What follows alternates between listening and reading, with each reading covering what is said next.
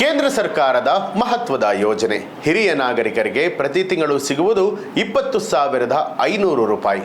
ಹೂಡಿಕೆ ಮಿತಿ 15 ಲಕ್ಷದಿಂದ 30 ಲಕ್ಷಕ್ಕೆ ಏರಿಕೆ. ಹಿರಿಯ ನಾಗರಿಕ ಉಳಿತಾಯ ಯೋಜನೆ ಅಂತ ಹೇಳಿದ್ರೆ ಏನು ಹಾಗಿದ್ರೆ? NCIB ಟೈಮ್ಸ್ ಮೀಡಿಯಾಗೆ ಸ್ವಾಗತ. ನಾನು ದರ್ಶನ್ ಹುಣಸೂರು.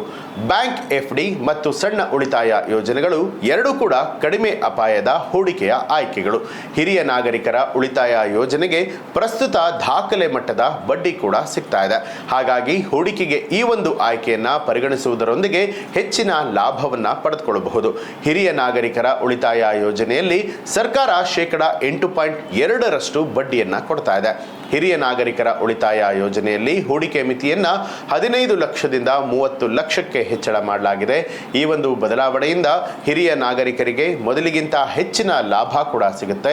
ಅಲ್ಲದೆ ಹೂಡಿಕೆ ಮೇಲಿನ ಬಡ್ಡಿ ದರವನ್ನ ಶೇಕಡ 8.2ಕ್ಕೆ ಹೆಚ್ಚಿಸಲಾಗಿರುವಂತಹ ಕಾರಣ ಲಾಭಾಂಶ ಮತ್ತಷ್ಟು ಹೆಚ್ಚಾಗಿದೆ.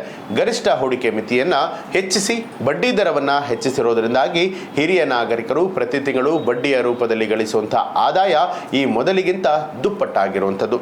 ಹೂಡಿಕೆಯ ಮಿತಿಯನ್ನ 30 ಲಕ್ಷಕ್ಕೆ ಹೆಚ್ಚಳ ಮಾಡಿ ಬಡ್ಡಿ ದರವನ್ನ 8.2ಕ್ಕೆ ಏರಿಸಿದ ಪರಿಣಾಮ 5 ವರ್ಷಗಳ ಮೆಚುರಿಟಿ ಅವಧಿಯಲ್ಲಿ 12.30 ಲಕ್ಷ ಬಡ್ಡಿಯೊಂದಿಗೆ ಒಟ್ಟಾರೆಯಾಗಿ 42.30 ಲಕ್ಷ ರೂಪಾಯಿ ಸಿಗುತ್ತೆ. ಇದನ್ನ ವಾರ್ಷಿಕ ಆಧಾರದ ಮೇಲೆ ಲೆಕ್ಕವನ್ನ ಹಾಕಿದ್ರೆ 2,46,000 ರೂಪಾಯಿ, ಹಾಗೆ ಮಾಸಿಕ ಆಧಾರದಲ್ಲಿ ನೋಡಿದ್ರೆ 20,500 ರೂಪಾಯಿ ಆಗುತ್ತೆ. ನಿವೃತ್ತಿಯ ನಂತರ ಆರ್ಥಿಕ ನೆರವನ್ನ ನೀಡುವಂತಹ ಉದ್ದೇಶದಿಂದ ಈ ಒಂದು ಯೋಜನೆಯನ್ನ ದೇಶದ ಹಿರಿಯ ನಾಗರಿಕರಿಗಾಗಿ ಆರಂಭವನ್ನ ಮಾಡಲಾಗಿದ್ದು, ಈ ಒಂದು ಯೋಜನೆಯ ಅಡಿಯಲ್ಲಿ ಹಿರಿಯ ನಾಗರಿಕರು ಪ್ರತಿ ತಿಂಗಳು ಬಡ್ಡಿಯ ರೂಪದಲ್ಲಿ ಹಣವನ್ನ ಪಡೆಯೋದಕ್ಕೆ ಸಾಧ್ಯ ಆಗುತ್ತೆ. ಹಿರಿಯ ನಾಗರಿಕರ ಉಳಿತಾಯ ಯೋಜನೆಯಲ್ಲಿ ಸರ್ಕಾರವು ತ್ರೈಮಾಸಿಕ ಆಧಾರದ ಮೇಲೆ ಬಡ್ಡಿ ದರವನ್ನ ಪರಿಷ್ಕರಿಸಿದೆ. ಇದರಲ್ಲಿ ಗಂಡ ಮತ್ತು ಹೆಂಡತಿ ಇಬ್ಬರು ಕೂಡ ಬೇರೆ ಬೇರೆ ಖಾತೆ ಅಥವಾ ಜಂಟಿ ಖಾತೆಯನ್ನ ತೆರೆಯಬಹುದು. ವಿಶೇಷ ಏನು ಅನ್ನುವಂಥದ್ದಾದ್ರೆ ಆದಾಯ ತೆರಿಗೆ ಕಾಯ್ದೆಯ ಸೆಕ್ಷನ್ 80C ಇದರ ಅಡಿಯಲ್ಲಿ ಇದರಲ್ಲಿ ಹೂಡಿಕೆಯ ಮೇಲೆ 1.5 ಲಕ್ಷದವರೆಗೆ ತೆರಿಗೆ ವಿನಾಯಿತಿಯನ್ನ ಕೂಡ ಪಡೆಯಬಹುದು. ಒಟ್ಟಾರೆಯಾಗಿ ಹೇಳೋದಾದ್ರೆ ಹಿರಿಯ ನಾಗರಿಕ ಉಳಿತಾಯ ಯೋಜನೆಯು ನಿವೃತ್ತಿಯ ನಂತರದ ಜೀವನವನ್ನ ಆರ್ಥಿಕವಾಗಿ ಸುಸ್ಥಿರ ಹಾಗೆ ನಿರಾತಂಕವಾಗಿ ಗೊಳಿಸೋದಕ್ಕೆ ರೂಪಿಸಲಾಗಿರುವಂತಹ ಒಂದು ವಿಶ್ವಾಸನೀಯ ಯೋಜನೆ. ಇದು ಮಾಸಿಕ ಪಿಂಚಣಿಯಂತೆ ಕಾರ್ಯನಿರ್ವಹಿಸುತ್ತೆ.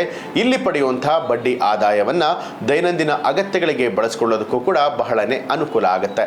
ಯೋಜನೆಯ ಅವಧಿ ಮುಗಿದ ನಂತರ ಹೂಡಿಕೆದಾರರು ತಮ್ಮ ಅಸಲು ಮೊತ್ತವನ್ನ ಹಿಂಪಡೆಯಬಹುದು ಅಥವಾ ಮರು ಹೂಡಿಕೆ ಕೂಡ ಮಾಡಬಹುದು. ಹಿರಿಯ ನಾಗರಿಕರು ತಮ್ಮ ಉಳಿತಾಯವನ್ನ ಸುರಕ್ಷಿತವಾಗಿ ಇರಿಸಿಕೊಂಡು ನಿಗದಿತ ಹಾಗೆ ಉನ್ನತ ಆದಾಯವನ್ನ ಪಡೆಯುವುದಕ್ಕೆ ಈ ಒಂದು ಯೋಜನೆ ಅತ್ಯುತ್ತಮ ಆಯ್ಕೆ ಅಂತಲೂ ಕೂಡ ಹೇಳಬಹುದು. ಈ ಒಂದು ಸರ್ಕಾರದ ಮಾಹಿತಿಗೆ ಸಂಬಂಧಪಟ್ಟ ಹಾಗೆ ನಿಮ್ಮ ಅನಿಸಿಕೆಯನ್ನ ಕಮೆಂಟ್ ಮಾಡಿ ತಿಳಿಸಿ. ಹಾಗೆ ನೀವೇನು ಕೂಡ ನಮ್ಮ ಚಾನಲ್ ಅನ್ನ ಸಬ್ಸ್ಕ್ರೈಬ್ ಮಾಡಿಲ್ಲ ಅನ್ನುವಂಥದ್ದಾದ್ರೆ ಈಗಲೇ NCIB ಟೈಮ್ಸ್ ಮೀಡಿಯಾ ಚಾನಲ್ ಅನ್ನ ಸಬ್ಸ್ಕ್ರೈಬ್ ಮಾಡಿ ಬೆಲ್ ಐಕಾನ್ ಒತ್ತಿ.